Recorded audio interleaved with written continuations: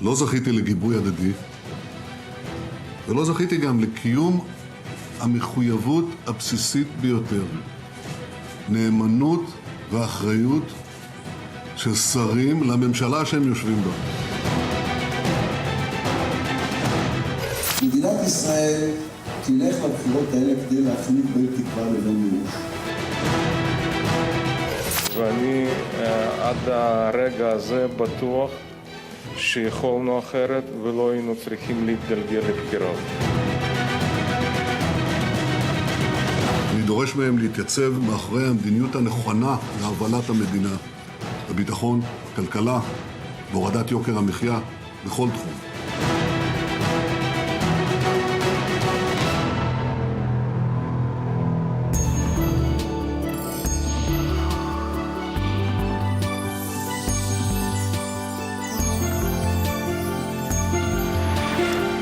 Mercredi 3 décembre 2014, bonjour à tous, ravi de vous retrouver sur i24 News pour ce nouveau morning, une actualité extrêmement chargée ce matin que nous allons décrypter en compagnie de nos invités, mais tout de suite, le sommaire. Israël, vers de nouvelles élections. Yair Lapid et Tzipi Livni, ministres phares du gouvernement actuel, ont été limogés par le Premier ministre. 4 autres ministres du parti Yesh Atid ont annoncé leur démission. Les chefs de parti ont été invités par Yuli Edelstein, président du Parlement, pour décider du terme des prochaines élections. Puis l'Assemblée nationale, vous le verrez, française s'est prononcée. 359 voix contre 151 ont adopté la résolution de reconnaissance de l'État palestinien. Une décision non contraignante, mais hautement symbolique et qui confirme la nouvelle tendance européenne. Et puis enfin, ils sont partis rejoindre les rangs de l'État islamique en Syrie et en Irak et croyaient avoir trouvé leur voie. Mais voilà, ces jeunes djihadistes français ont vite été déçus et tentent de rentrer en France sans passer par la case prison. On en reparle en fin d'émission.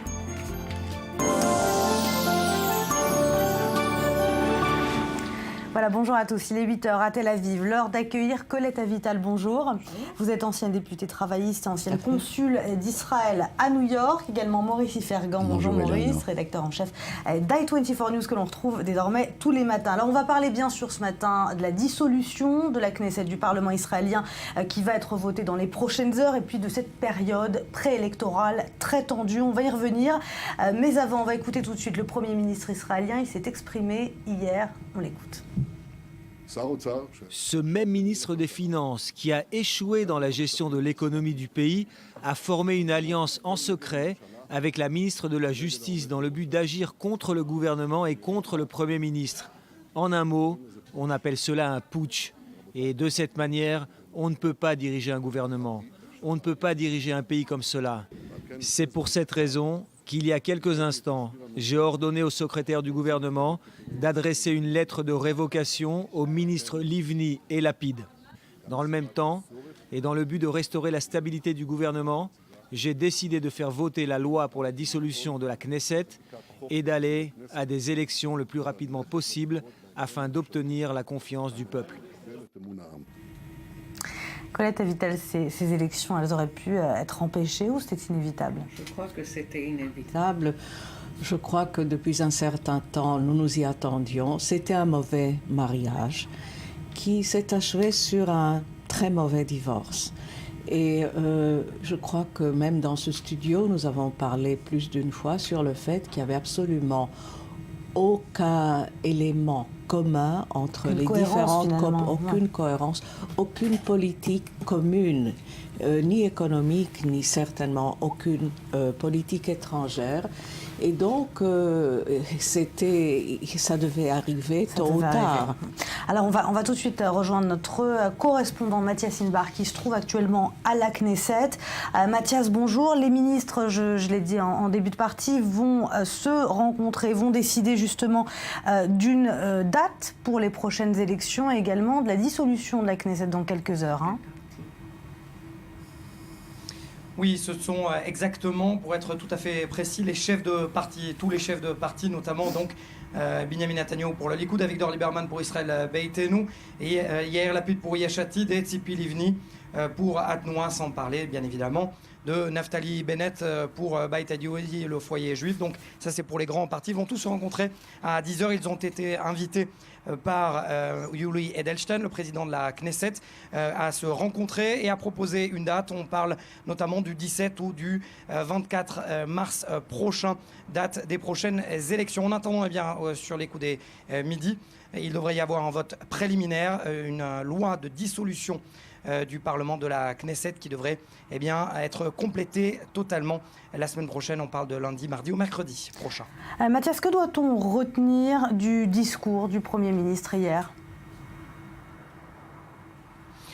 C'est un discours d'un Premier ministre qui se dit être attaqué en permanence. Il a utilisé d'ailleurs le mot de putsch, notamment pour expliquer la manière dont Yair Lapid et Tzipi Livni l'ont, selon ces termes, attaqué, n'ont pas eu de cesse d'essayer de le renverser.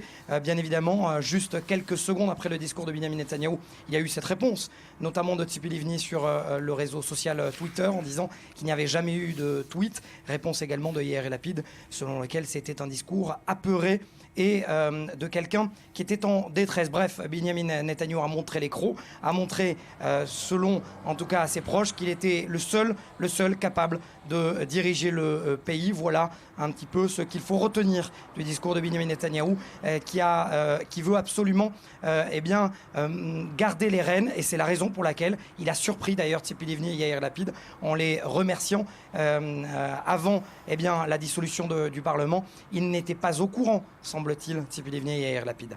Mathias, un mot sur des réactions des autres parlementaires peut-être ce matin ? C'est un jeu de chaises musicales ce matin qui est en train de se dérouler, tout simplement parce que les partis orthodoxes Haredi, que ce soit séfarade ou qu'ils soient séfarade ou ashkénazes, savent qu'ils vont être forcément courtisés par Benjamin Netanyahou en fonction des premiers sondages. Il semble qu'il y ait 52 mandats pour les partis de droite. Partis de droite, c'est-à-dire Likoud, Israël Beitenu et Naftali Bennett. 22 pour le Likoud, 17 pour Naftali Bennett et entre 9 et 12 pour Israël Beitenu et Avigdor Lieberman. Donc ils vont être courtisés, les partis orthodoxes. En attendant, ceux plus de centre-gauche, eux de leur côté accusent Benjamin Netanyahou et veulent montrer que le Premier ministre n'était pas capable de diriger et veulent à tout prix essayer de former ce qu'ils appellent un bloc de gauche pour contrer le bloc de droite que je viens de citer. Merci beaucoup Mathias Inbar en direct de la Knesset à Jérusalem. Colette et Vital, ce bloc de gauche dont parlait à présent Mathias Inbar, est-ce qu'il est encore possible ? Est-ce qu'il peut constituer une alternative aujourd'hui ? Sans aucun doute, mais je dois vous rappeler deux choses. La première, c'est que même avant ce que M. Netanyahou appelle putsch, il y avait devant la Knesset la possibilité de ce qui s'appelle en langage parlementaire un vote de non-confiance constructif, c'est-à-dire selon la loi, si quelqu'un de l'opposition vient devant la Knesset et dit voilà, je peux former une coalition alternative, on peut effectivement aller dans ce sens et ne pas avoir des élections. C'est ce que Benjamin Netanyahou a déclaré, que Yair Lapid avait tenté. Mais c'est pas un putsch. C'est vraiment un travail parlementaire qui est dans les règles et dans les lois. Ce n'était pas du tout un putsch et je crois que la deuxième chose qu'il faut dire, c'est que Netanyahou lui-même a une longue histoire de petits putsch ou de putsch essayés, y compris contre Sharon. Je me souviens très bien quand j'étais à la Knesset, comment il a fait suer Sharon. Donc, cette position de droitesse et de mon Dieu, ce qu'on a pu me faire, etc. C'est pathétique. Possible tout de même que Yair Lapid ait été demandé aux partis ultra-orthodoxes qui sont quand même l'ennemi naturel de Yair Lapid. Je ne sais pas, je n'ai pas l'impression, mais je suis certaine que le chef du parti travailliste l'a fait très ouvertement. Ce qui probablement a fait du chagrin, disons, au Premier ministre, c'est qu'il y a eu aussi des personnes dans son propre gouvernement, pas seulement l'opposition, qui ont essayé de le faire remplacer. Et je crois que c'est quelque chose de très légitime dans une démocratie. Allez, on va faire le tour de la presse israélienne et arabe d'ailleurs avec vous, Maurice Fergan, bonjour. Tout le monde titre ce matin évidemment sur ces élections anticipées, beaucoup de commentaires. Oui, et vous allez voir que la presse israélienne se pose une question, le bien fondé de ces élections. Alors on commence par Haaretz qui titre sur Netanyahou qui a limogé Livni et Lapid. La Knesset donc vote aujourd'hui sa dissolution. Il ne s'agit pas d'élections anticipées mais d'un référendum, affirme Haaretz, pour savoir si le public souhaite accorder un 4e mandat à Benjamin Netanyahou. Alors l'opinion courante, affirme un autre éditorialiste du journal, est que ces élections sont inutiles. Au contraire, écrit-il, elles n'ont jamais été autant justifiées. Israël doit décider quel type d'État il veut, un État nationaliste juif ou un État laïque et démocrate. On passe à Yediot Aharonot qui titre « La campagne est lancée ». Vous voyez, le quotidien déjà un pas d'avance. Nahum Barnea commente les propos d'hier de Benjamin Netanyahou. C'est finalement le peuple qui est responsable de la situation, affirme-t-il. Le peuple qui n'a pas accordé suffisamment de sièges au parti du Premier ministre et le contraignant ainsi de constituer un gouvernement dont les ministres n'ont cessé de chercher à le faire tomber. Israël Hayom, qui le quotidien, disons, qui soutient proche du gouvernement, titre après les limogeages. De Netanyahou. Après le limogeage, la dissolution de la Knesset.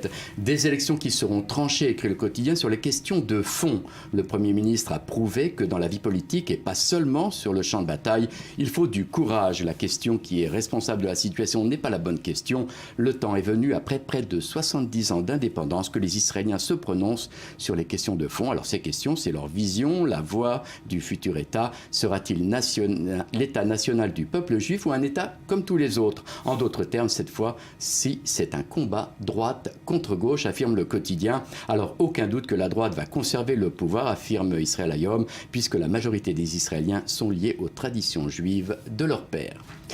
On passe au Jerusalem Post. La fièvre préélectorale emporte le pays, titre le quotidien.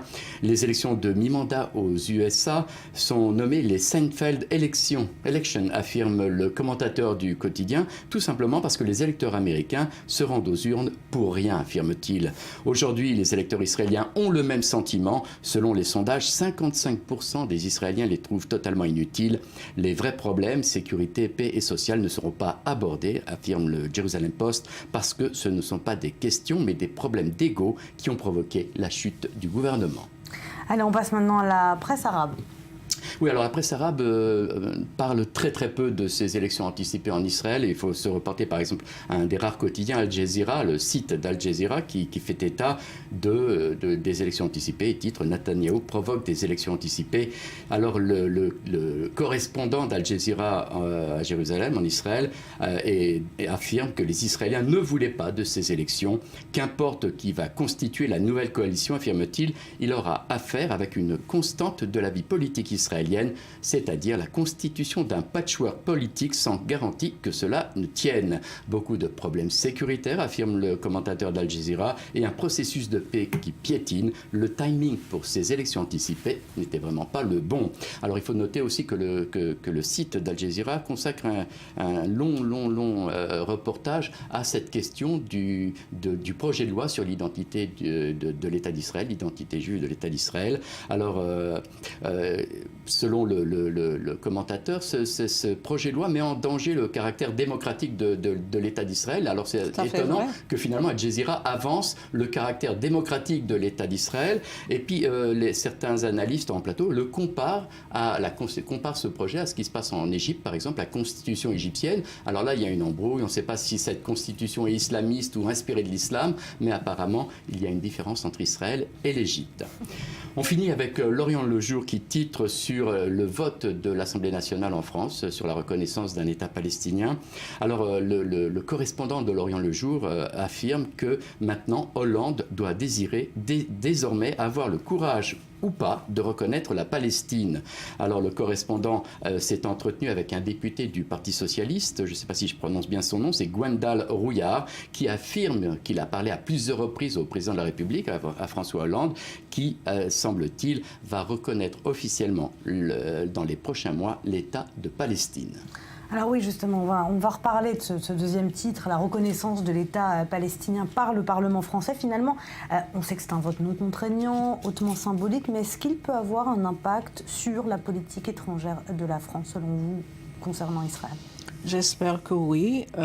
Au fait, je crois que c'est une tendance un peu partout en Europe. Ce n'est pas seulement le Parlement français, c'est une série de parlements. Je sais qu'il devrait y avoir aussi un débat qui était déféré par quelques semaines au Parlement européen et que là aussi ça va se produire. Et bien sûr, le Parlement européen, par exemple, ne peut pas contraindre, n'a pas la force contraignante, mais il peut recommander aux États membres de le faire.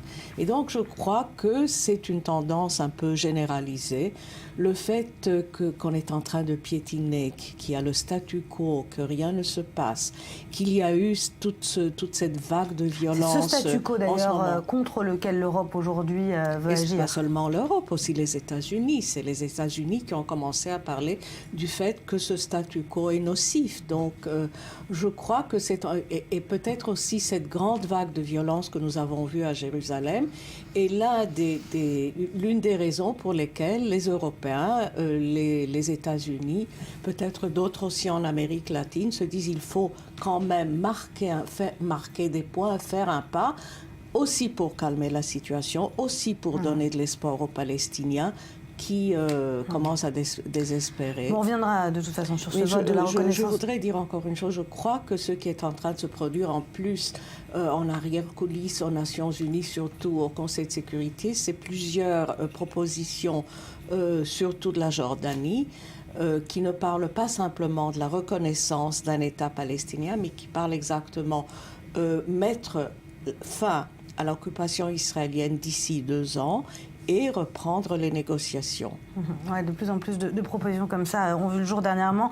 On y reviendra dès 9h, mais on va se rendre tout de suite à Créteil, en France, avec cette agression terrible qui s'est produite ce lundi. C'était à 13h. 3 jeunes hommes cagoulés sont entrés par force dans le domicile d'une famille de confession juive où se trouvait un jeune couple, un fils âgé de 21 ans et sa petite amie âgée de 19 ans. Ils sont restés près d'une heure durant laquelle ils ont infligé un véritable calvaire aux 2 victimes. Les 3 jeunes hommes ont réclamé de grandes sommes d'argent et ont proféré des insultes antisémites. 2 suspects auraient été interpellés. Alors, on va tout de suite en parler avec Roger Kuckerman, président du CRIF, le Conseil représentatif des institutions juives de France, qui est avec nous par téléphone. Bonjour Monsieur Kuckerman, merci d'être avec nous ce matin.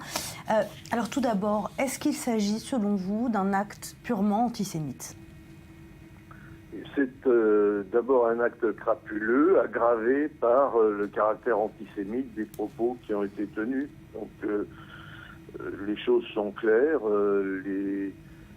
les gens se sont introduits de manière cagoulée, ils ont volé, ils ont même violenté la jeune femme. Il y a eu des attouchements sexuels, dit-on, donc c'est un acte grave, mais encore plus grave parce que des insultes antisémites ont été proférées. Alors justement, ce qu'on retient une fois de plus, c'est cette association dans la tête des malfaiteurs entre juifs et argent. Qu'est-ce qu'on peut faire aujourd'hui ? Qu'est-ce qui peut être fait pour lutter contre ces clichés antisémites en France ? Écoutez, les préjugés antisémites existent depuis des millénaires. Ça implique un effort d'éducation tout à fait exceptionnel. Autrefois, on disait que c'était l'éducation catholique. Aujourd'hui, on ne peut plus vraiment dire ça, puisque depuis Jean XXIII et Jean-Paul II, les Juifs sont considérés par l'Église catholique comme les frères aînés de l'Église. Mais les préjugés demeurent, et donc il faudrait qu'au niveau de l'éducation nationale, les enseignants fassent des cours d'éducation civique dès l'âge de 5 ans ou de 6 ans, parce que les enfants ne naissent pas antisémites, ils le deviennent. Mais aujourd'hui, dans les écoles de la République, le mot juif est devenu une insulte. Donc il y a un énorme effort à faire à ce niveau-là. Et puis il faudrait éduquer les parents, et ça n'est pas facile. On a fait des sondages récemment qui montraient qu'il y avait 2 milieux qui étaient particulièrement pollués par l'antisémitisme. Il y avait d'une part ceux qui ont voté pour le Front National en 2012, où la proportion de préjugés antisémites est très forte, et aussi les milieux musulmans, où là aussi on avait des préjugés durement incrustés dans la mentalité des gens. Est-ce que la communauté juive française est inquiète aujourd'hui ? Bien sûr, elle est inquiète et ça se manifeste par l'ALIA, ça se manifeste par des départs de juifs vers d'autres pays qu'Israël également, et par des déplacements aussi de certains quartiers qui sont abandonnés parce que la vie est plus difficile. Donc il y a une ghettoisation qui est en train de se produire, qui est tout à fait fâcheuse. Merci beaucoup Roger Kerman d'avoir répondu à nos questions.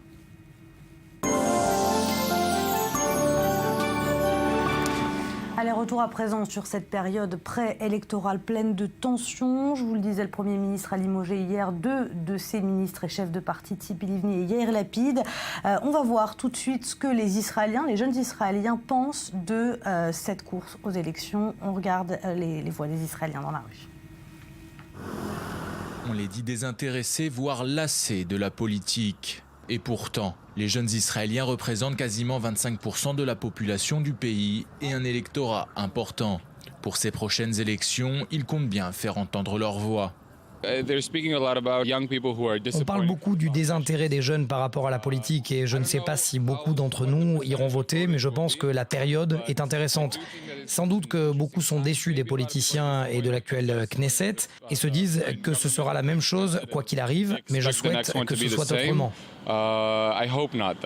Et pour eux, les politiciens ne prennent pas assez en considération les besoins des 20-35 ans.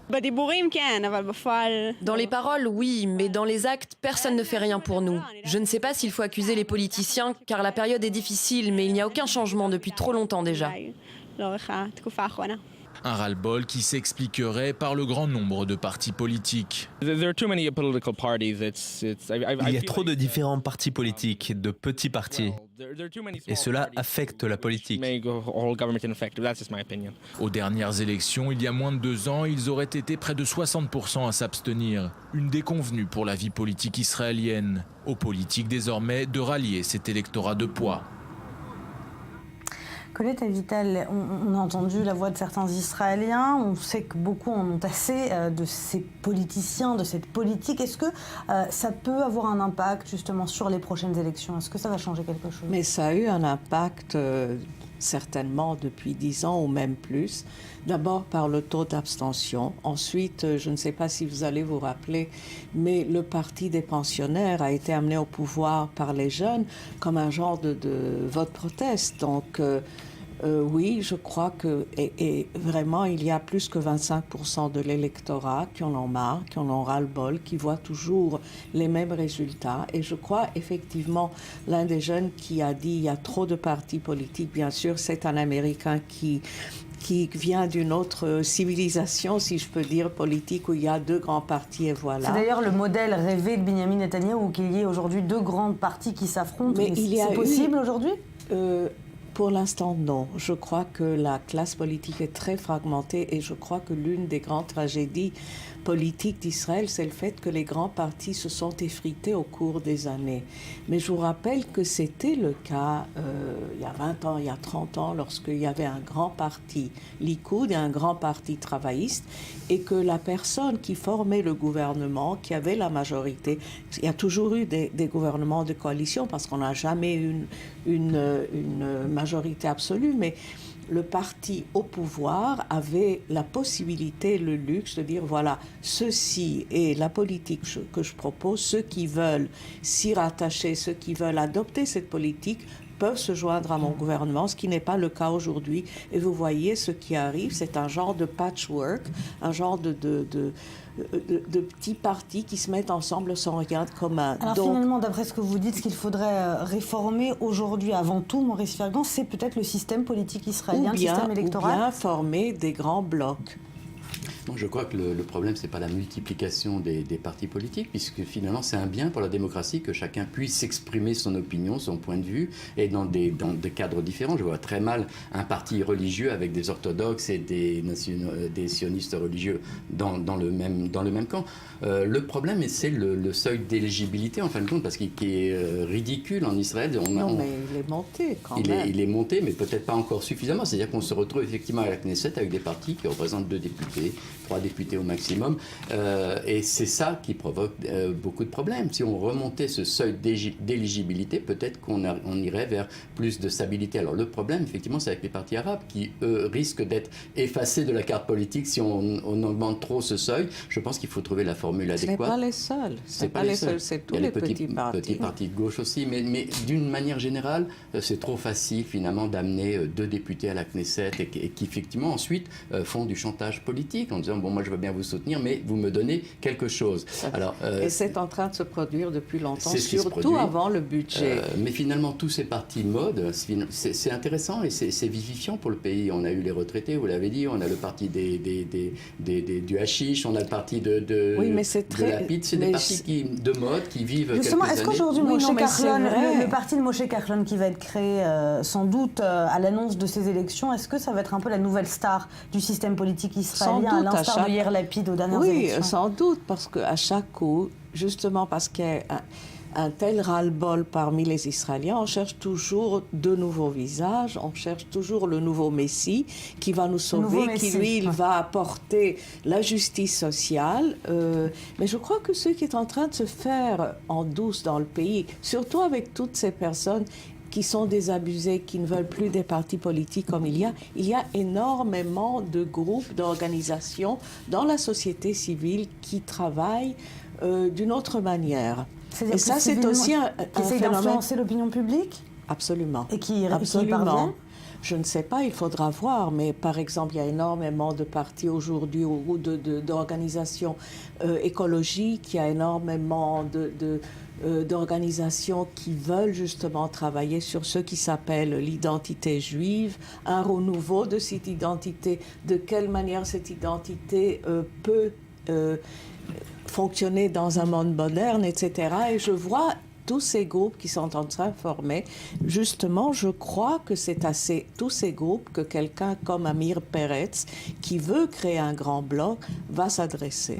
Mais vous n'avez pas l'impression que, quoi qu'il arrive, Benjamin Netanyahou revient toujours sur le devant de la scène, malgré le fait qu'il baisse dans les sondages et que les Israéliens sont lassés de cette politique? Écoutez, avant tout ce coup de théâtre d'hier, et selon les derniers sondages d'opinion publique, il y avait un très fort taux de mécontentement. Je crois que plus que 60% des Israéliens étaient mécontents, que sa popularité était quelque chose comme 30%.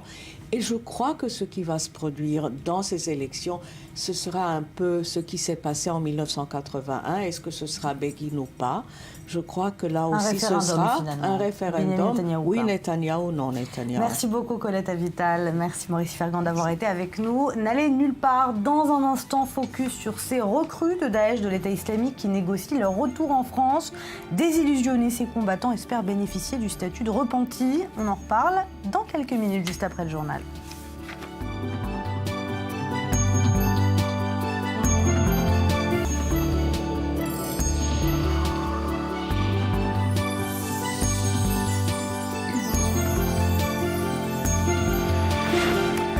Mal du pays, peur de combattre au front. On va se pencher sur ces djihadistes partis rejoindre les rangs de l'État islamique et puis qui veulent rentrer à la maison. Ils veulent rentrer en France.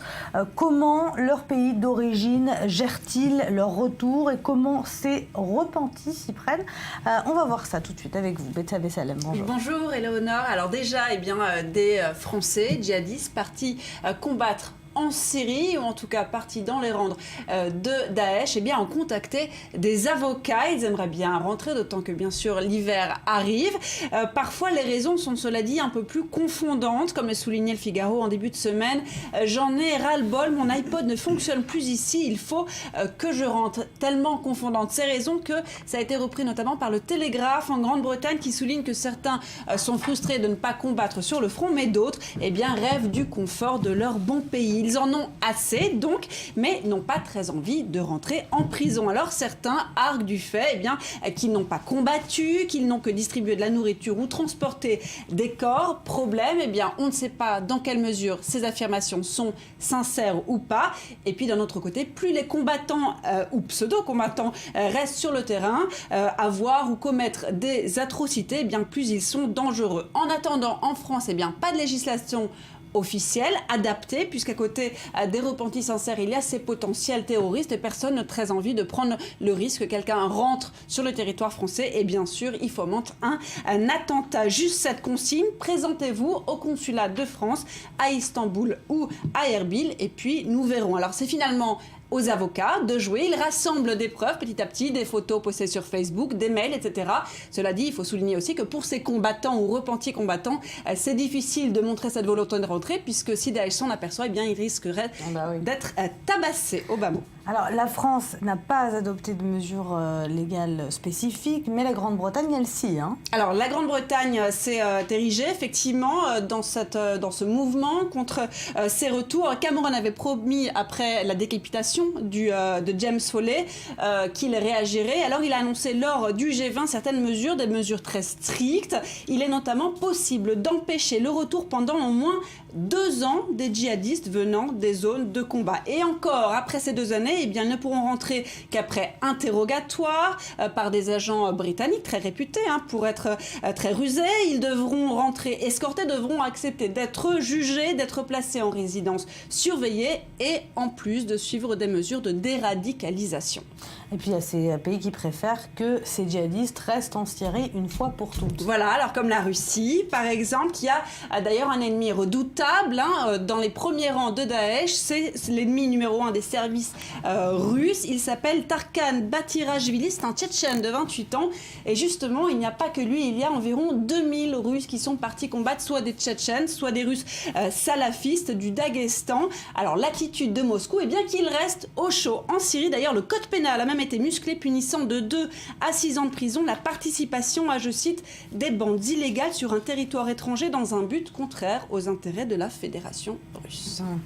Ali Ouaked, bonjour. Bonjour, Vous êtes consultant et 24 News et spécialiste du monde arabe. Qu'est-ce que vous pensez de ces djihadistes? Qu'est-ce qu'il faut faire en fait avec ces djihadistes qui partent combattre et qui veulent revenir en France? Je ne pense pas encore que c'est un phénomène. Dans les réseaux sociaux et des médias arabes, on commence à en parler de quelques-uns qui veulent vraiment rentrer, mais c'est loin d'être encore des grands nombres ou quelque chose qui constitue un phénomène. Mais la réponse à cette demande de ces combattants de rentrer chez eux et le fait que l'Occident n'est pas enthousiaste de le recevoir, on a entendu parler maintenant de la Russie, qui préfère qu'ils restent en Syrie et en Irak, ça c'est le grand souci. Et des habitants de ces pays, mais aussi des régimes arabes, que le fait que les pays occidentaux se sont débarrassés de quelques milliers de ces salafistes qui sont venus participer à la guerre, soit en Irak, soit en Syrie, et que l'Occident a intérêt à ce que la flamme de ce conflit militaire reste toujours à quelques niveaux et que cette flamme ne s'éteint jamais pour éviter le retour de ces combattants en Europe. Mais d'un autre côté, ils ont quand même, la France et les autres pays occidentaux ont quand même peur que ces jeunes Français ou Européens passent plus de temps que ça en Syrie et en Irak et se radicalisent pour revenir après peut-être clandestinement, contrairement à les récupérer alors qu'ils sont encore au début et peut-être les sauver? Oui. À mon avis, on peut pas les sauver. Si on peut sauver, il s'agit des petits nombres, mais Elinor, il suffit d'un djihadiste qui rentre et qui fait exploser une bombe dans un métro pour enflammer toute la situation. Mais pour le moment, l'Occident ne présente aucune agenda. Comment est-ce qu'il faut traiter ces combattants si jamais ils veulent profiter d'une amnistie? Et de l'autre côté, on voit la campagne internationale, on voit la coalition internationale sous la direction des États-Unis ne fait aucun signe qui veut trancher cette guerre en Irak et en Syrie, et que le status quo apparemment il sert les superpuissances soit occidentales soit la Russie, les superpuissances dans le cadre duquel ces djihadistes s'entretuent avec d'autres djihadistes ou avec des régimes comme le régime irakien et le régime syrien. Alors vous parliez de la politique américaine, justement, Barack Obama s'apprête à choisir son nouveau secrétaire à la Défense. On parle d'Ashton Carter, qui était l'ex-secrétaire adjoint à la Défense et qui remplacerait Chuck Hagel. Est-ce que ce changement de poste peut influencer justement la politique américaine contre l'État islamique? Non, c'est quelqu'un qui vient de l'établissement, c'est quelqu'un qui vient de la DNA du Pentagone. Donc je ne vois pas, au moins dans l'immédiat, un changement dans la politique américaine. Parce que quand on parle d'un changement de stratégie ou d'un changement de politique, est-ce que les États-Unis vont envoyer, est-ce que l'Occident va envoyer des troupes en Irak et en Syrie? Pour le moment, ni les États-Unis ni les autres puissances occidentales ne se sont pas montrées prêtes pour ce choix. Donc, dans ce cas-là, peut-être on verra les raids aériens s'intensifier, mais un changement qui pourra trancher cette guerre, et c'est lié encore à ce qu'on a parlé au début. Il n'y a pas une vraie volonté à trancher la guerre, à voir l'État islamique disparaître de la scène. La Turquie ne laissera pas l'État islamique disparaître, parce que l'État islamique se paraît comme l'ennemi le plus efficace au régime syrien. Et donc, au contraire, il y a une volonté de certaines puissances mondiales de voir l'État islamique fait partie de cette région et éventuellement d'ouvrir un dialogue avec l'État islamique. Alors on a appris hier que des avions iraniens avaient également effectué des frappes en Irak contre des cibles de l'État islamique, et sans coordonner ces frappes avec les États-Unis? Sans coordonner ces frappes avec les États-Unis. Et ce n'est pas la première fois que les avions iraniens attaquent en Irak. Actuellement, l'Iran fait ce qu'il veut en Irak, mais le timing est un peu bizarre. Dans un moment où la Turquie fait signe qu'elle sera prête à intensifier son rôle dans la coalition, à un prix que le régime d'Assad soit aussi la cible de la coalition internationale, l'Iran fait signe qu'elle a des intérêts dans cette région. Elle est prête à garder et à se battre pour garder ses intérêts. Et bien sûr, dans la liste de ses intérêts, c'est le régime Assad figure dans une place très élevée.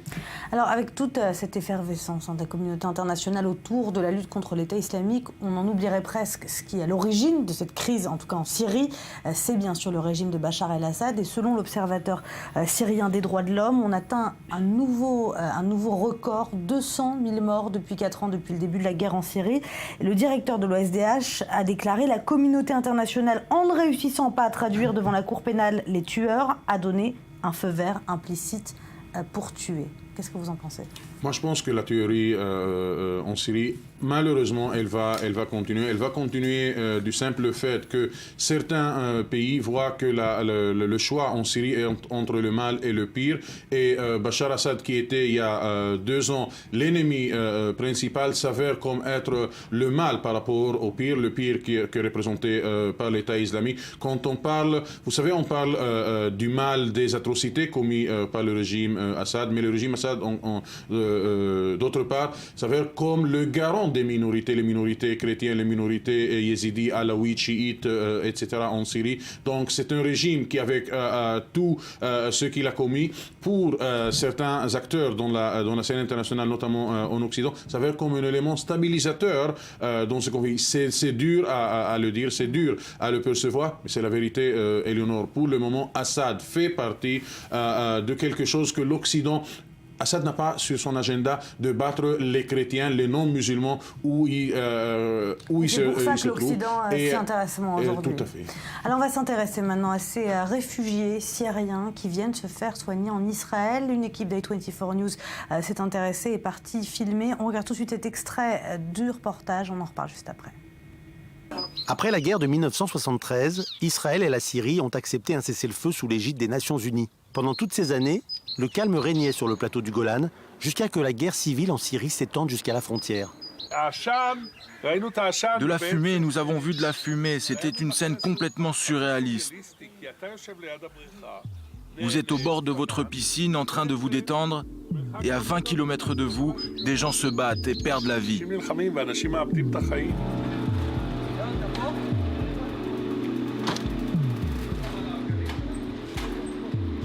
Le 16 février 2013, pour la première fois, un blessé syrien arrive dans un hôpital israélien. C'était dans le service de traumatologie de Dodi, à l'hôpital Ziv à Sfat. Une surprise pour tout le monde. Depuis, c'est devenu une routine.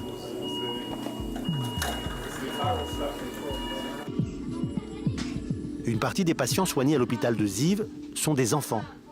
Des enfants victimes de la guerre, comme Sami, un garçon de 10 ans, arrivé ici avec son cousin et sa grand-mère. On était assis sur le toit quand le bombardement sur Jassim a commencé. Ma grand-mère a commencé à nous dire « Descendez, descendez ». On ne l'a pas écouté, on lui a répondu « Tout ce que Dieu veut qu'il nous arrive va nous arriver ». Il y a eu 4 missiles. 2 sont tombés sur notre maison et 2 autres sur celle des voisins.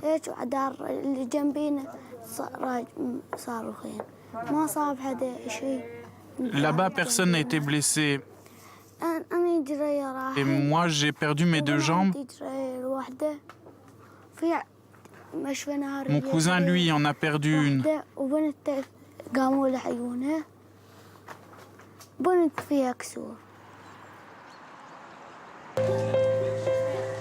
L'hôpital de Ziv n'accueille pas seulement des enfants et des victimes civiles. Un service spécial prend en charge un autre type de blessés, les combattants, quel que soit le camp pour lequel ils se battent. La police militaire israélienne sécurise ce service et nous n'avons pu rencontrer Mohamed, un soldat de l'armée syrienne libre, que pendant ses soins. Son arrivée en Israël n'a pas été facile pour lui. Aujourd'hui, ce qu'on voit est différent. Les types de soins, l'humanité, tout ça, c'est ce qu'on a vu en Israël. Oui, j'ai changé d'avis.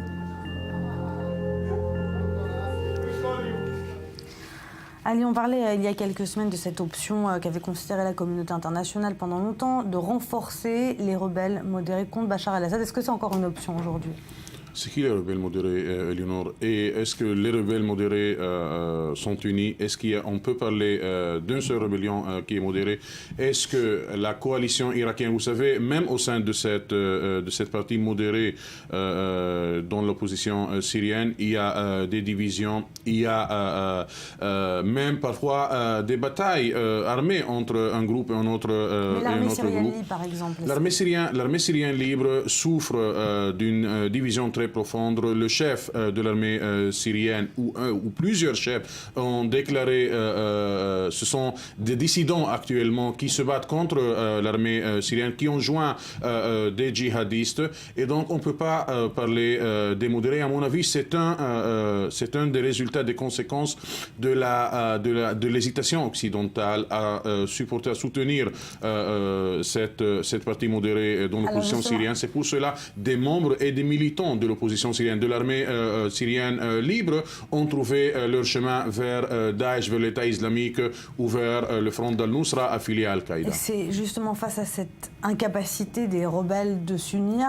que peut-être Bachar el-Assad va réussir à reconquérir la Syrie, des territoires. Tout à fait. D'ailleurs, on accuse le régime Assad qui, lui, il a nourri, il a alimenté ces divisions en soutenant les uns les autres. Par exemple, on accuse le régime de Bachar Assad de concentrer ses frappes contre l'armée libre et de laisser l'État islamique se renforcer dans la partie entre la Turquie et la Syrie et entre l'Irak et la Syrie. J'ai besoin de rien faire puisqu'ils s'entretuent, quoi. Tout à fait. Ils continuent à s'entretuer. Et bien sûr, c'est le peuple syrien qui paye le prix. Mais la question, c'est est-ce que l'Occident, est-ce que la communauté internationale va continuer à manœuvrer entre ses ennemis syriens, ou est-ce qu'elle va décider que soit on soutient l'opposition. Le problème, c'est qu'on soutient l'opposition. Vous savez que les frères musulmans qui sont les plus détestés actuellement dans le monde arabe par l'Égypte, par l'Arabie Saoudite, etc., sont encore l'acteur principal dans ce qu'on appelle l'opposition modérée syrienne. Merci beaucoup, Ali Waked. Merci Betsabé Salem d'avoir été avec nous. Restez avec nous. Dans un instant, on revient sur cette motion adoptée à grande majorité par l'Assemblée nationale française. Il s'agit de la résolution de reconnaissance de l'État de de Palestine, une décision non contraignante mais hautement symbolique. On y revient dans un instant.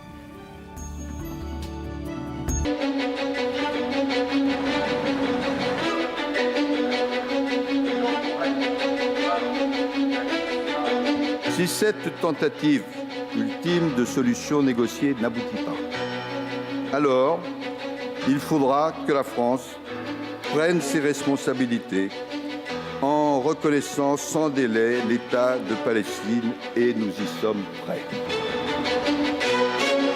Cette tentative de faire passer à l'Assemblée nationale une résolution visant à la reconnaissance unilatérale de l'État palestinien est quelque chose qui est dangereux et qui ne facilitera pas le processus de paix.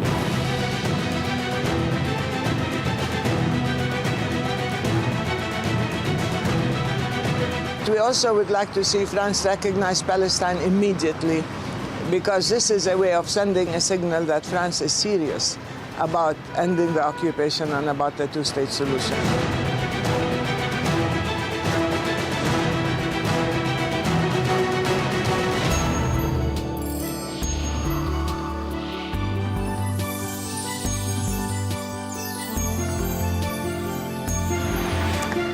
De retour sur le plateau du Morning, merci d'être toujours avec nous. On revient ce matin sur ce vote à l'Assemblée nationale française. C'était hier sur la reconnaissance de l'État palestinien. Un vote qui a été adopté à 339 voix, une motion qui a été adoptée à 339 voix contre 151. Une résolution non contraignante, vous allez le voir, mais qui a pourtant une portée hautement symbolique. Regardez. C'est une majorité écrasante. 339 parlementaires invitent la France à reconnaître l'État de Palestine. Parmi eux, la quasi-totalité des socialistes qui a fait bloc derrière Elisabeth Guigou, la présidente de la Commission des Affaires étrangères. C'est elle qui a conduit le texte. Mais ce mardi, c'est François Loncle, député de l'Eure, qui est monté à la tribune pour défendre ce qui est, selon lui, la seule solution pour une paix juste et durable dans la région.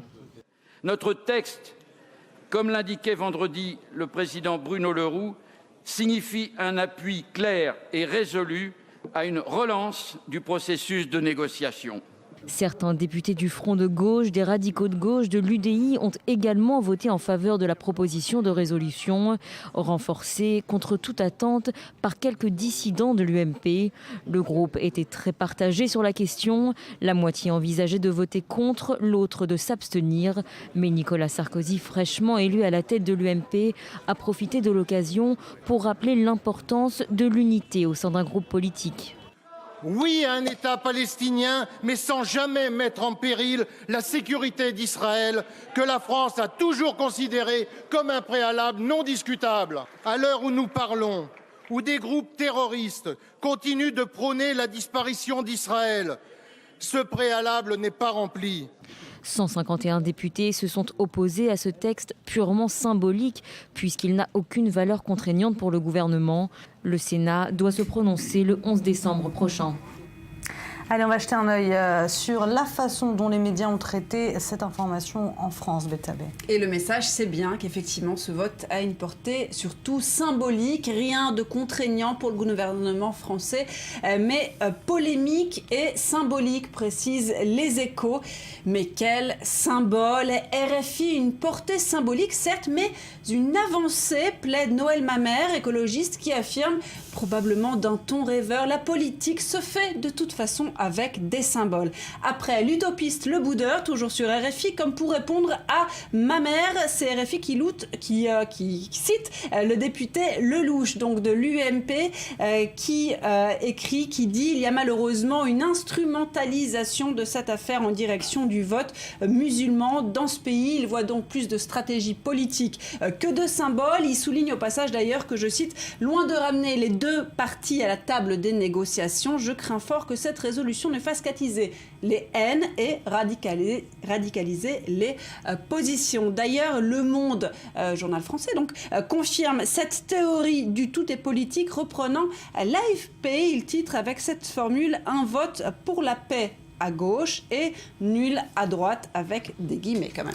Alors, est-ce qu'on sent ce clivage droite-gauche en fonction justement des tendances de journaux français? Alors, je vous répondrai avec un exemple. Regardez par exemple le site du Nouvel Observateur avec ce titre « La reconnaissance de la Palestine arrive 20 ans trop tard ». Alors attention, c'est pas le Nouvel Obs qui le dit, c'est Ronnie Broman, ancien président de MSF, qui enseigne aujourd'hui à Sciences Po. Enfin, c'est quand même le Nouvel Obs qui a choisi cette illustration que vous voyez. Prenez l'Express à présent, l'info est tellement à la une qu'il m'a fallu plusieurs minutes pour la trouver. Finalement, vous avez une série d'articles sur le sujet. Pour ceux qui étaient donc extrêmement motivés, en cliquant sur ce petit lien tout en haut de la page internet, on ne peut pas non plus espérer qu'un vote comme celui d'hier ait l'effet d'un levier, dit la chroniqueuse de l'Express. Pas de leadership palestinien, encore moins d'unité. Le Hamas, lui, tire la cause vers le terrorisme. Le Fatah n'est plus qu'un fantôme dans un territoire qui n'en est plus un tant il est émietté par la multiplication des implantations. Non, dit la journaliste de l'Express, c'est plutôt un vote de protestation contre un échec. Et contre ce blocage, eh bien, sur lequel il faut faire pression, il y a cette lettre sur laquelle s'est penchée Libération. Elle a été signée par 800 Israéliens, dans laquelle la lettre elle était adressée au président de l'Assemblée nationale, donc française, par l'ancien ambassadeur israélien en France, Eli Barnavi, qui plaide pour la reconnaissance d'un État palestinien souverain, expliquant qu'il en va de la survie de l'État d'Israël. Merci Betsabé. Maurice Ifergan, vous êtes de retour avec nous sur ce plateau. Benyamin Netanyahou a plusieurs fois appelé à la création donc, de deux États, enfin la création d'un État palestinien qui vivrait aux côtés d'un État israélien. Finalement, qu'est-ce qui dérange dans cette résolution ? C'est pas le fond, c'est la forme. Le timing est très mal choisi, vu que Benyamin Netanyahou l'a redit au moment où il y a eu une vague d'attentats à Jérusalem, c'était assez malvenu. Et deuxièmement, la forme, c'est-à-dire qu'Israël soutient l'idée de la création de deux États pour deux peuples dans le cadre de négociations ou bilatérales ou multilatérales, mais rejette totalement l'idée d'actes unilatéraux. C'est-à-dire que le fait que les Palestiniens s'adressent directement au Conseil de sécurité des Nations Unies pour demander la reconnaissance de leur État, c'est une infraction, selon Benyamin Netanyahou, aux accords d'Oslo, tout simplement. Pourtant, en Europe, la France n'est pas la première, puisqu'il y a eu d'abord il y a déjà 135 pays qui ont reconnu l'État palestinien, mais il y a dernièrement la Suède, et puis ensuite l'Espagne, maintenant la France. Donc il y a quand même une tendance claire qui veut reconnaître l'État palestinien, peut-être à moins de faire pression. Est-ce que c'est justifié, selon vous ? Du point de vue européen, c'est certainement justifié, mais du point de vue israélien, on voit les choses un peu différemment. Remarquez qu'il y a quand même une nuance, les choses ont un peu changé. Je vous le dis tout de suite, la presse israélienne n'a pas réagi avec des grands mots à cette décision de l'Assemblée nationale. On trouve ça dans les pages intérieures, à page 10 ou 23 dans le meilleur des cas, du Jerusalem Post. Donc c'est pas une affaire qui a ému les Israéliens. Maintenant, ce qui pour les Israéliens pose problème, c'est pour Benyamin Netanyahou aussi, c'est pas tellement le vote à l'Assemblée nationale que la déclaration de Laurent Fabius, qui a déclaré que si le processus de paix ne redémarre pas, la France, là, reconnaîtra officiellement l'État de Palestine, et là, ça pose un problème diplomatique. Alors, contrairement à ce qui s'est passé avec la décision de la Suède, où l'ambassadeur d'Israël en Suède avait été rappelé pour consultation, il y a eu un froid entre les deux pays, là, pour le moment, avec la France, il ne se passe rien. Mais pas de sanctions, pas de crise diplomatique. Pas de crise diplomatique. Alors on peut se dire que le monde politique israélien est occupé aujourd'hui à autre chose et n'a pas eu le temps de se pencher sur cette affaire. Simplement, c'est le porte-parole des affaires étrangères à Jérusalem qui a réagi à peu près dans tous les quotidiens en disant que ça ne contribuait en rien au processus de paix et ça compliquait même les choses puisque c'est de l'unilatéralisme. Ça va encore une fois en contradiction avec les accords d'Oslo. On va justement voir comment les Israéliens ont perçu ce vote à l'Assemblée nationale française. Regardez. Après la Suède, la Grande-Bretagne et l'Espagne, c'est au tour de l'Assemblée nationale en France de voter pour la reconnaissance d'un État palestinien. Une initiative des socialistes français critiquée en Israël, à droite comme à gauche de l'échiquier politique, comme l'explique cet ancien député travailliste. Non pas seulement que ça ne va pas aider, mais ça va nuire. Et nous, je pense, de toutes les couleurs politiques, nous le savons très bien. Mais le résultat de ce vote va seulement nuire au pourparlers possible de paix entre nous et les Palestiniens. Une conversation israélien-palestinien dans le cadre de négociations, c'est beaucoup plus important que tous les votes de Parlement du monde. Dans la rue israélienne, les avis divergent. Certains sont particulièrement tranchés. En France, avec tous les musulmans, c'est là-bas qu'il doit y avoir un État palestinien, dans la France et dans Paris. Ça fait peur que la France devienne musulmane. Et cela influence la France et les Israéliens. En tant que juifs, nous avons eu droit à notre État et la demande des Palestiniens est légitime. Tous les pays européens doivent soutenir cette initiative. Dès qu'ils seront reconnus comme un État indépendant, on pourra leur parler comme il faut. Benjamin Netanyahou avait mis en garde contre ce vote. Il semble pourtant que la reconnaissance de la Palestine par le Parlement français ne soit pas la dernière initiative du genre en Europe. Alors on le sait, Israël vit des moments extrêmement tendus avec cette période préélectorale et puis la dissolution de son gouvernement, de sa coalition. Finalement, ce vote va un peu tomber à l'eau puisqu'il est censé faire pression sur un gouvernement qui n'est plus.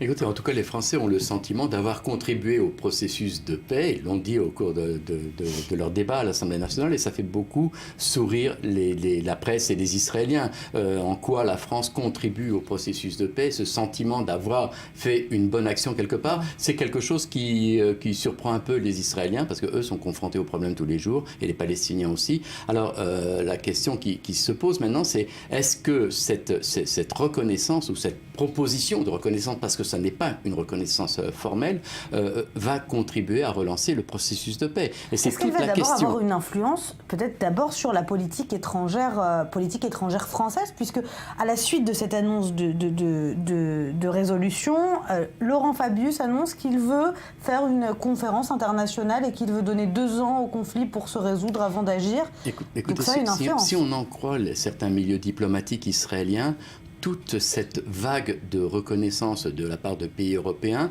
a été manipulée ou programmée par la Maison-Blanche. Il y a des articles dans la presse israélienne qui accusent ouvertement Barack Obama d'avoir lancé le processus de reconnaissance de l'État de Palestine auprès de certains pays européens pour pouvoir obtenir une relance des pourparlers. C'est-à-dire qu'on voit la main de Washington derrière cette vague de propositions de reconnaissance. Maintenant, ce qui est intéressant, c'est qu'en Israël, on n'isole pas la politique étrangère de la France et la décision de l'Assemblée d'un contexte beaucoup plus général. Ce qui inquiète les milieux dirigeants en Israël, c'est un ensemble d'actions auprès des Nations Unies unilatérales qui font que finalement, on entre maintenant dans un processus où la cause palestinienne est reconnue. Alors, je vais vous citer 2 exemples qui sont repris abondamment par la presse israélienne à propos du vote de la France.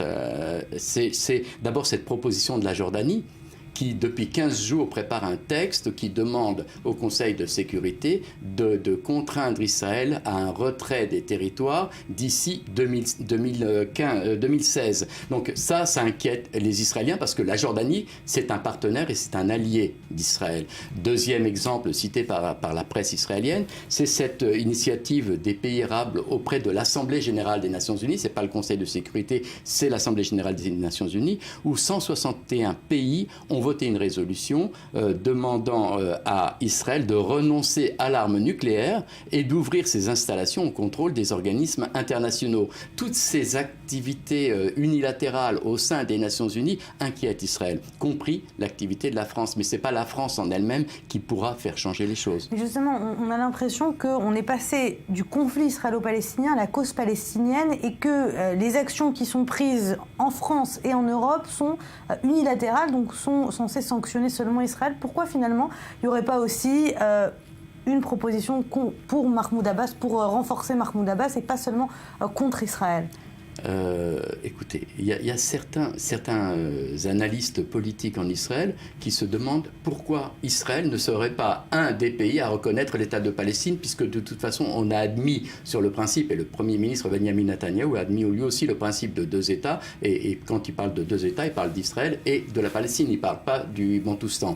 Donc pourquoi Israël ne reconnaît pas ? Parce que, encore une fois, les accords d'Oslo prévoient que la reconnaissance de l'État palestinien sera faite dans le cadre de négociations bilatérales. Pour le moment, le Premier ministre s'en tient aux accords d'Oslo, qu'il a à l'époque profondément critiqué, mais il s'en tient à ces accords en disant, écoutez, il n'est pas question que ça se passe devant des organismes internationaux, ça doit se passer autour d'une table de négociation entre Israéliens et Palestiniens. Mais finalement, aujourd'hui, le processus de paix est au point mort, donc comment le relancer si on ne passe pas par ces organismes internationaux ou ces pays européens? Oui, c'est peut-être un moyen de pression, mais certains centres de recherche en Israël qui se penchent sur la question, finalement, trouvent matière à satisfaction dans cette vague de reconnaissance de l'État de Palestine par certains pays européens. Ils voient dans le fait qu'on amène la Palestine à un statut élevé la possibilité de donner des responsabilités aux Palestiniens, c'est-à-dire dès le moment où ils ont bénéficié d'une reconnaissance internationale, alors ils doivent se soumettre à certaines règles internationales, et notamment le contrôle des infractions de droits de l'homme dans les territoires, le contrôle du trafic illégal et de beaucoup de choses. Donc, d'un point de vue israélien, il y aurait là peut-être un bénéfice. Deuxième bénéfice, c'est que finalement, on discutera d'État à État et pas du tout d'organisation à État. Merci beaucoup Maurice Fergan, merci Betsabé Salem, n'allez nulle part, on revient dans un instant, juste après, un nouveau journal, à tout de suite.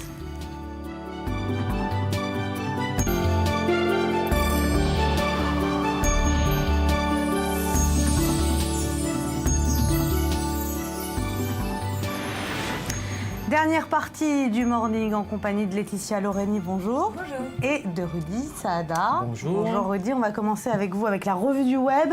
Et on parle ce matin des réactions des internautes suite à l'annonce de ces élections anticipées en Israël. Et les plus grands internautes, en tout cas les plus influents, ce sont les hommes politiques israéliens eux-mêmes qui ont réagi sur leur compte Facebook du côté du Premier ministre Netanyahou. On se contente de reprendre une partie de sa déclaration officielle avec notamment cette phrase: le Premier ministre ne tolérera aucune opposition au sein du gouvernement, ce qui a le mérite d'être clair. Du côté du ministre du Budget, limogé Yair Lapid, sur son Facebook aussi, il parle d'élections inutiles et de limogeage de ceux qui étaient venus pour travailler. Tzipi Livni, ministre de la Justice, elle dénonce une manœuvre politique au service d'ambition politique toujours, et elle accuse Netanyahou d'utiliser les menaces qui planent sur le pays pour sa propre carrière. Et dès ce matin, les slogans de campagne étaient déjà de sortie sur les pages des uns et des autres. J'ai pris celui-là du côté de Tzipi Livni où on voit donc ces deux panneaux. Israël devra faire le choix entre le sionisme ou l'extrémisme.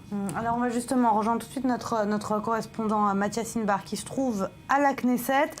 Mathias, bonjour. Les parlementaires vont se réunir d'un moment à l'autre pour fixer d'abord la date des prochaines élections, mais aussi pour voter sur la dissolution du Parlement. Ce sera dans quelques minutes.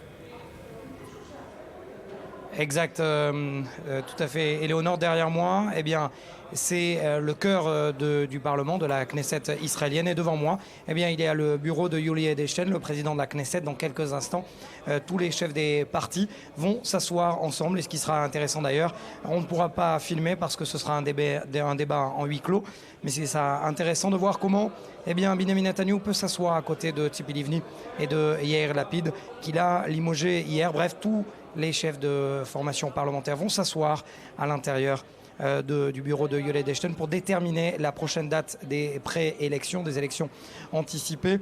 On parle du 17 ou du 24 mars prochain. Ça sera vraisemblablement un mardi, ce qui est certain. Ça sera un mardi, soit le 17, soit le 24 mars. Quelques heures plus tard, vers midi, eh bien, il y aura le début du vote préliminaire sur la dissolution, sur cette loi de dissolution du Parlement, qui devrait être une loi qui devrait être complétée d'ici lundi ou mercredi prochain. Et donc, à partir de ce moment-là, eh bien, on sera décidément et définitivement lancé vers des élections préanticipées. Mathias, comment est l'atmosphère ce matin au Parlement suite à cette annonce justement de Benjamin Netanyahou hier ? Écoutez, je ressens plutôt au contraire, je ressentais de l'anxiété, de la tension il y a 2 jours au moment où Benjamin Netanyahou devait rencontrer le soir même, souvenez-vous, Yair Lapid. Et là, c'est plutôt des sourires aux lèvres. On a vu notamment Ahmed Tibi qui parlait, le chef d'un des partis arabes, qui parlait à des députés du parti Yesh Atid. Tout le monde se fait l'accolade, tout le monde plaisant. Bref, il y a un air de préélection dans la Knesset. On n'est plus dans la tension, mais bref, dans la préparation aux préélections, des élections anticipées. Merci beaucoup Mathias Inbar en direct de la Knesset. Alors on a vu avec vous Rudy les réactions des politiciens, maintenant on va voir celles des internautes. Oui, alors sur le Twitter francophone, on s'amuse plutôt de cette nouvel épisode rocambolesque de la vie politique israélienne. Notre confrère Antoine Larigauderie dit que Netanyahou invente quand même le concept de centriste trop turbulent, justement en parlant de Livni et Lapid qu'il a limogé. Pour Ariana, ces élections se joueront entre judaïsme ou démocratie et montreront le vrai visage d'Israël, car rappelons-le, on parle d'une alliance du Likoud avec certains partis religieux. Et puis Julie de conclure, ce qui est sympa en Israël, c'est que les gouvernements tiennent donc moins longtemps que les trêves avec le Hamas.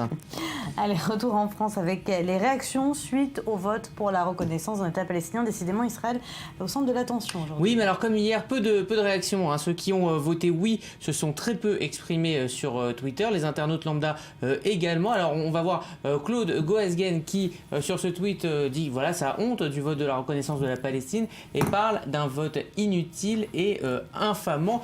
Du côté de Thierry Mariani, là voilà, on dit que seules les négociations et une reconnaissance réciproque feront avancer la paix. Ceci n'est qu'un coup médiatique pour lui. Puis Mohamed Sifawi qui est journaliste dit avec un petit peu d'humour sale journée pour les antisémites, le vote pour la création d'État de Palestine prouve que les sionistes finalement ne contrôle rien du tout. À noter que même si le mot Palestine est ce matin 4e des tendances Twitter, donc peu de réactions au-delà de celle de la communauté juive de France.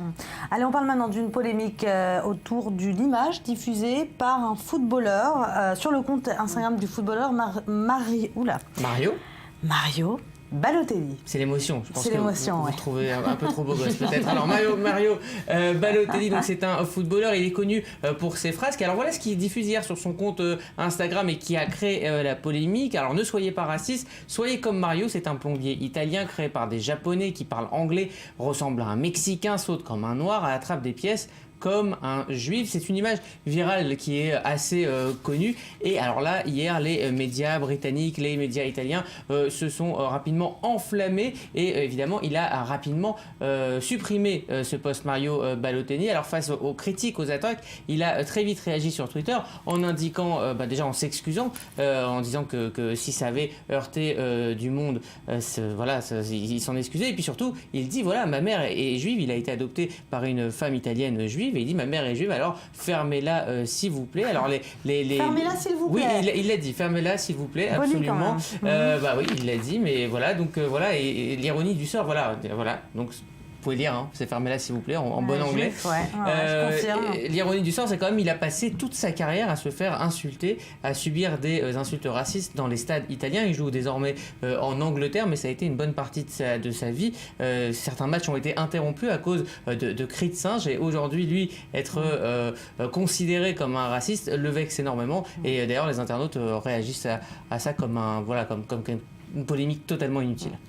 Allez, on finit avec cette très bonne nouvelle pour vous, Rudy, parce que je sais que vous en rêviez. Je sais, oui, pour participer à l'Eurovision, oui. Oui, pour participer, oui. Ok. Vous pouvez d'ailleurs désormais devenir un e-citoyen estonien. Oui, c'est une info de Courrier International. Alors, la loi vient d'entrer en vigueur. L'Estonie, c'est désormais le premier État dans le monde où l'on peut avoir une e-résidence, c'est-à-dire une citoyenneté numérique. Alors, ça va vous coûter 50 € et on va vous donner une carte à puce qui peut être délivrée n'importe où dans le monde à partir du moment où vous allez dans une ambassade estonienne. Et alors sans être citoyen, vous pouvez avoir des liens avec ce pays. Alors ça ne donne pas le droit de voyager ou de vivre en Estonie, c'est pas une carte d'identité, mais en revanche elle permet aux e-résidents d'avoir différents services qui leur servent de signature électronique. Donc c'est une manière de simplifier les échanges avec le pays. Alors c'est loin d'être un gadget, c'est pour le ministre de l'économie et de la communication estonien qui s'appelle Taavi Kotka, je l'ai bien dit. C'est un moyen d'étendre l'espace économique estonien et à faciliter la vie des étrangers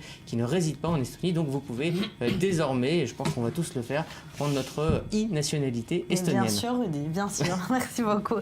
Rudy Saada, c'est l'heure des sorties de la semaine avec vous, Laetitia Loreni. Bonjour. Bonjour. Quels sont les films qu'il ne faut pas manquer? Alors, comme toutes les semaines, on en a choisi 3 ici à I24. On va commencer avec le nouveau film dont tout le monde parle, le nouveau film de Jean Dujardin qui revient en France entre une pub avec Georges Clooney et une autre super production hollywoodienne. Mais je vais vous dire, avec La French, qui est le titre du film, on n'a rien à envier aux Américains. C'est un polar à la française basé sur l'histoire de la French Connection. Gaëtan Zampa, c'était la tête du réseau mondial d'héroïne et du grand banditisme. Il est interprété, ce Gaëtan Zampa, par l'autre star française et le meilleur ami de Jean Dujardin, Gilles Lelouch. Et puis on adore ce duo de Gilles Lelouch et ils s'adorent eux-mêmes à la vie, comme à la scène. On les voit avoir toujours des fous rires d'ailleurs ensemble sur les plateaux télé. On va le voir dans quelques minutes, ne me devancez pas. D'abord, avant tout, on va regarder ce que ça donne en images, ce La French, voilà.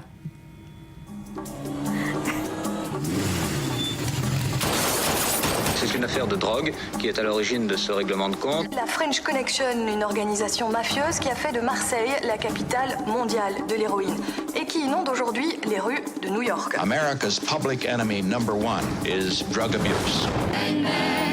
Ok, lancez l'intervention. Tu vois pas ce que t'es en train de faire, Pierre? Regarde-toi, t'es excité, t'es à cran, comme quand tu passais toutes tes nuits à jouer au poker. La vraie différence, c'est que tu joues pas avec ton argent, tu joues avec ta vie.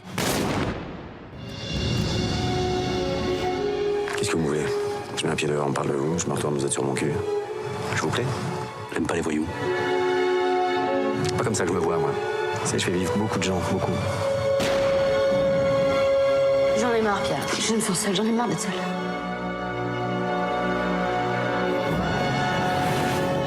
Tout le monde vote pour vous. Je sais qu'elle est là, passe-la moi. Allez savoir pourquoi j'ai pas peur, si vous avez peur. Passe-la-moi, merde! Je suis sûr que la nuit, vous dormez avec un œil ouvert. T'as l'écran. Il vaut mieux qu'on se croise pas tous les deux.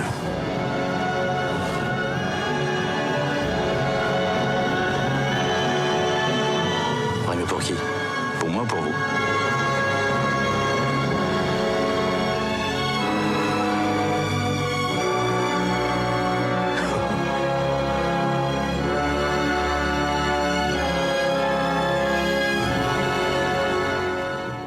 On sent une énième tentative des Français de faire un polar à l'américaine. Et là, on a quand même l'impression que c'est quand même plutôt sérieux. Ouais, c'est vrai que l'ambiance nous rappelle un petit peu les affranchis, américaines, gangsters. Et pourquoi on n'aurait pas le droit, nous aussi, de traiter nos histoires de drogue? Elle a vraiment existé, cette histoire. La French Connection a bien existé à Marseille.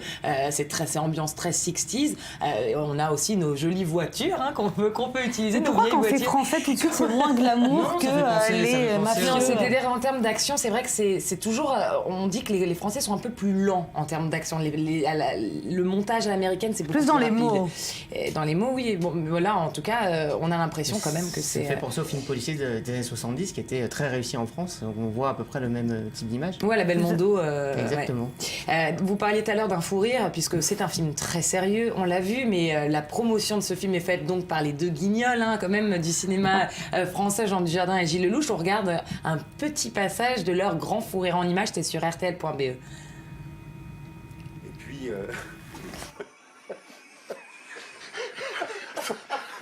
Ouais, on les a perdus.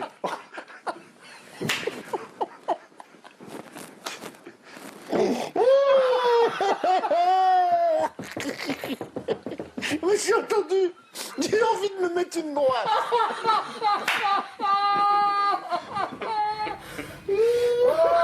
Alors Laetitia, si je me souviens bien, avant ce fou rire, Gilles Lelouch répond très sérieusement à une question de l'intervieweur, voilà. Et c'est comme ça qu'il part en fou rire. Oui, là, en fait, il répond très sérieusement à la question de l'intervieweur en utilisant... Il s'étonne de son sérieux presque. En fait, il utilise aussi un anglicisme. Il parle en anglais au milieu comme un Québécois. Ah oui. Il place de l'anglais au milieu de son interview et Jean Dujardin est assis à côté. Et on le sait, comme on l'a dit, ils sont copains depuis 15 ans. On sent une vraie complicité entre les deux. Et ça met de bonne humeur. Et ça met de bonne humeur. Autre sortie de la semaine. Autre sortie de la semaine, on mélange le cinéma et la peinture. C'est toujours assez éblouissant. Surtout avec ce film, on en a beaucoup parlé pendant le festival du film de Cannes. Il s'appelle Mr. Turner. C'est un film de Mike Leigh. Ça retrace les 25 dernières années de la vie du peintre J.M.W. Turner, qui a malgré lui influencé totalement notre vision du monde. C'est un personnage qui est haut en couleur, qui est incarné par Timothy Spall, qui a eu le prix d'interprétation masculine à Cannes pour ce rôle. C'est un personnage complètement burlesque, il est absolument incroyable, ce J.M.W. Turner. Il était complètement amoureux de ce... Enfin, il était... Déjà, je sais pas si on peut le dire à la télé, mais il allait dans les maisons closes, voilà, on va pas utiliser les maisons closes, ouais. Il était obsédé par les maisons closes, il était amoureux de sa gouvernante, entouré de son père toute sa vie. Il s'accrochait au mât des bateaux pour pouvoir peindre peindre la tempête en pleine action. On dit d'ailleurs que c'est lui qui a réinventé la lumière dans la peinture. Tout à fait, on va regarder tout de suite en image. It's a boy.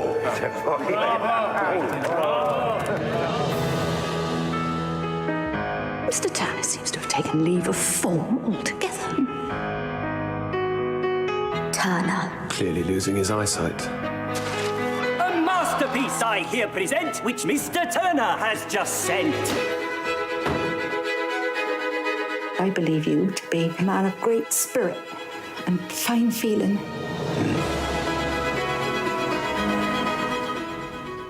Voilà pour ce film qui donne envie. Hein. Ouais. Allez, on finit avec l'intro de la semaine. L'intro de la semaine, rapidement, c'est White Dog du Hongrois Cornel Mondruszko. Je répète que l'intrus, c'est pas dans le sens négatif, mais dans le sens positif. C'est le film qui passe sous le radar marketing et dont on parle un petit peu moins que les autres, surtout quand on a Jean Dujardin et Gilles Lelouch ou alors Mr. Turner face à soi. C'est un petit peu compliqué de faire son marketing. En tout cas, voilà, White Dog, un film à aller voir aussi qui sort en salle cette semaine. Merci beaucoup Laetitia Loreni, merci à vous Rudy Saada. Voilà, c'est la fin de cette émission. Merci à vous de l'avoir suivi. Restez avec nous. La suite de vos programmes, c'est dans un instant. Et quant à nous, on se retrouve demain, même heure, même endroit, sur i24 News pour votre nouveau morning. Excellente journée à tous.